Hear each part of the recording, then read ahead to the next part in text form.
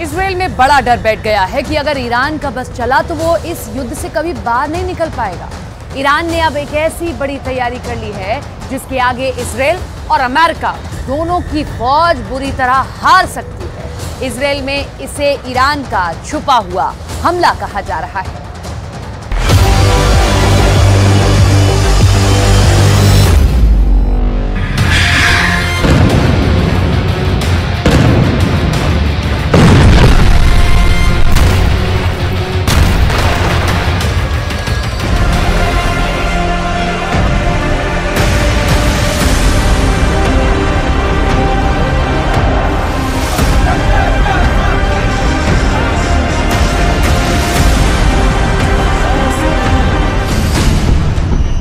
Iran का ऐलान, Israel का विनाश शुरू।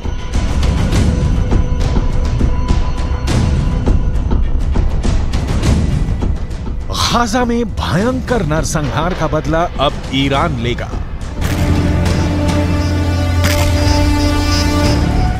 ईरान के सुप्रीम लीडर अली खामनेई ने ऐलान कर दिया है कि भले ही हमास और इजरायल के बीच सीज फायर हो गया हो, लेकिन ईरान गाजा में गिराए गए एक एक इजरायली बम का खूनी बदला जरूर लेगा।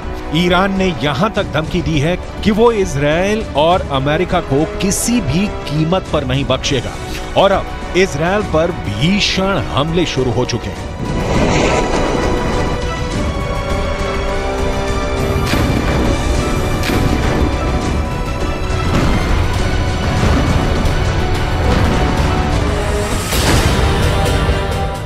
गाजा में एक एक बम का बदला लेगा ईरान।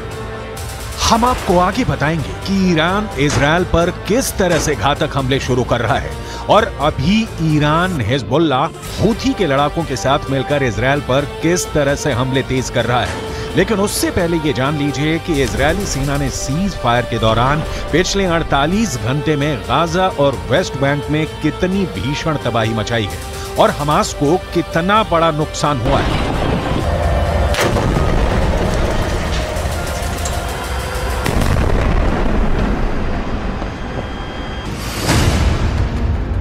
इजरायल सुरक्षा बलों यानी आईडीएफ ने दावा किया है कि पिछले 24 घंटे में हमास के नौसेना बल के कमांडर को उसने मार डाला है। Commander Umar Abu Jallah Hamas की नौसेना बल में एक सीनियर कमांडर था। कमांडर उमर अबू जल्लाह को इजरायली सेना ने हवाई हमले में मारा है।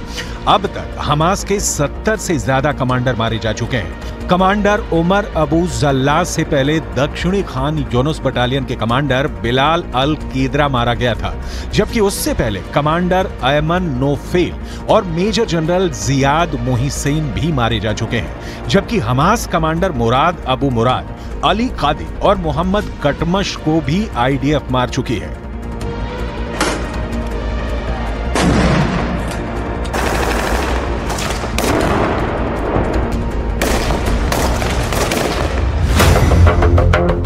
इजरायल को नहीं बचा पाएगा सीज फायर। अब सवाल उठता है कि आखिर इजरायल के सामने ऐसी क्या मजबूरी हुई कि उसे हमास के साथ 4 दिन का सीज फायर करना पड़ा।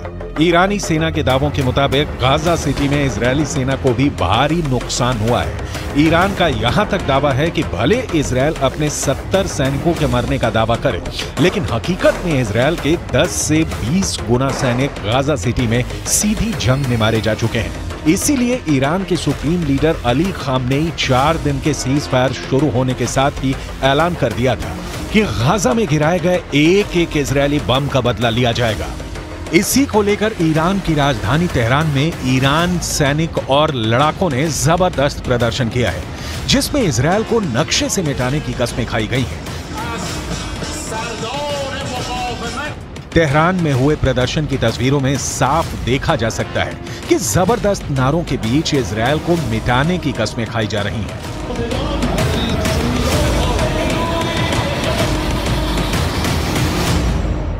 در نجات مردم فلسطین اقدام تعیین کننده ای را انجام دهد بر ناامیدی ملت‌ها از دولت‌ها و بی‌تابی آنها در دفاع از فلسطین افزوده می‌شود. ईरान का ऐलान, इजरायल का विनाश शुरू। पश्चिमी मीडिया के मुताबिक नेतन्याहू के लाख चेतावनी देने के बावजूद ईरान बंकरों में छिपे अपने घातक हथियारों से इजरायल पर बड़े हमले की तैयारी कर चुका है। एक अनुमान के मुताबिक इजरायल पर हमला करने के लिए ईरान ने शाहिद सीरीज के आत्मघाती ड्रोन तैयार कर चुका है। इसके अलावा मुहाजिर 10, अराश 2 ड्रोन भी ईरान के बेहद घातक हथियार हैं, जो इजरायली शहरों को तबाह कर सकते हैं।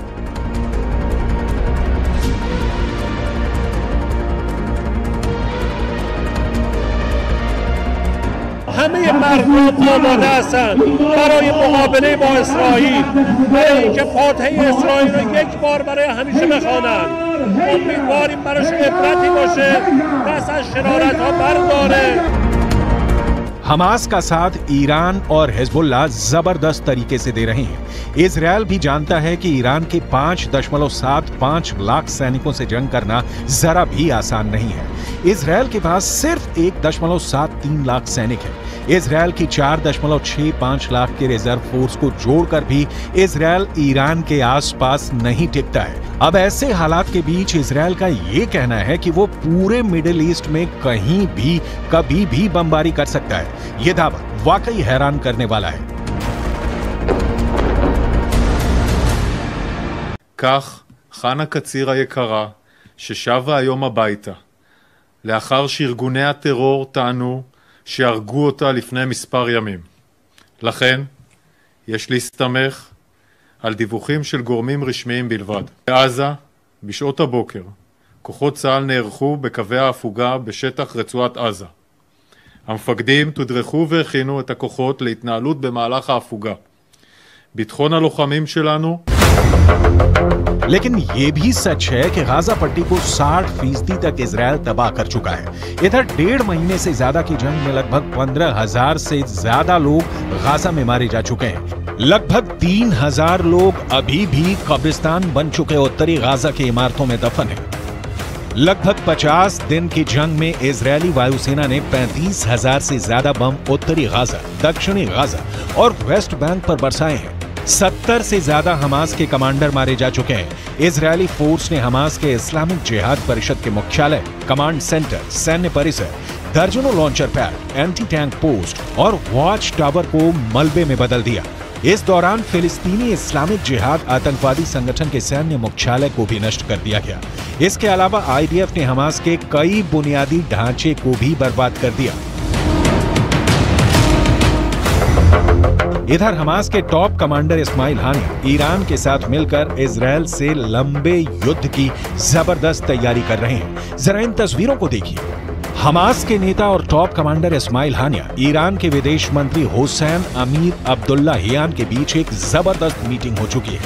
दावा किया जा रहा है कि कतर की राजधानी दोहा में हुई इस मीटिंग में ईरान ने हमास की लीडरशिप को साफ कर दिया है कि ईरान इजरायल के खिलाफ जंग में उतर चुका है। अब ईरान की बेतहाशा सैन्य ताकत हमास की ताकत बन गई है।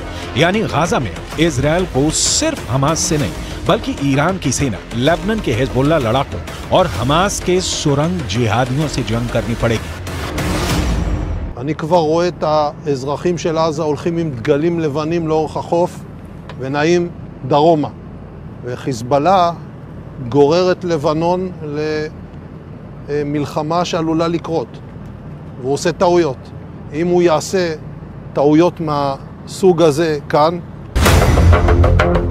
गाजा में एक बम का बदला लेगा ईरान। लेकिन वहीं दूसरी तरफ इजरायली सेना के हौसले 7वें आसमान पर पहुंच गए हैं। जरा देखिए कैसे। इजरायल की एयरफोर्स के चीफ मेजर जनरल टोमेर बार ने एक टीवी चैनल पर ऐलान किया कि जरूरत पड़ने पर पूरे मिडिल ईस्ट में कहीं भी बम गिराए जा सकते हैं। इजरायली वायुसेना प्रमुख की ओर से आए इस बयान को खास तौर से ईरान और हिजबुल्लाह के लिए चेतावनी की तरह देखा जा रहा है। इजरायल की वायुसेना चीफ ने कहा है कि हम हमास पर चौतरफा हमले कर रहे हैं, उसको जमीन पर और जमीन के नीचे मार रहे हैं। हमारे जवानों ने हजारों आतंकवादियों और उनके ठिकानों पर हमला किया है। हमने हमास को खत्म करने की कसम खाई है और हम उनको चुन चुन कर खत्म करेंगे। हमास के किसी भी ठिकाने और मददगार को नहीं छोड़ा जाएगा। इजरायल की वायुसेना पूरे मध्य पूर्व में जहां भी जरूरत होगी वहां कार्रवाई के लिए पूरी तरह से तैयार है।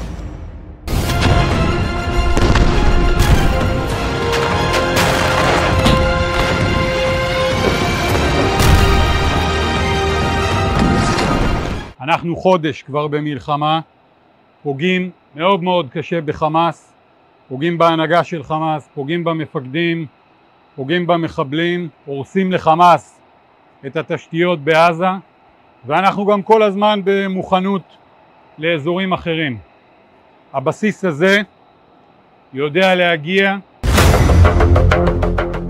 हमास की मौजूदा सैन्य क्षमता को देखें तो उसके पास ज्यादातर ईरान के दिए हथियार हैं। इजरायल पर मौजूदा हमले में फज्र 3 और फज्र 5 रॉकेट का इस्तेमाल किया जा रहा है।